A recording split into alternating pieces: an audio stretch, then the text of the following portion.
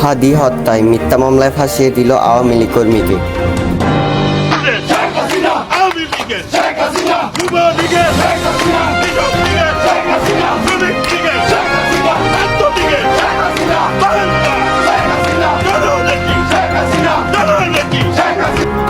এবার আওয়ামী লীগ মাঠে নেমেছে, প্রত্যেকটি বিষয়ের হিসাব নেবে।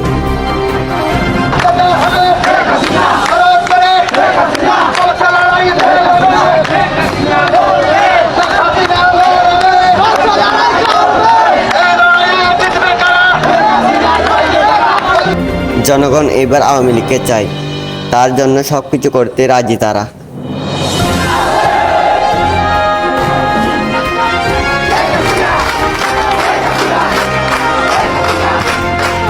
শেখ হাসিনার স্লোগানে উত্তাল পুরো দেশ, এবার শেখ হাসিনাকে কেউ আটকে রাখতে পারবে না।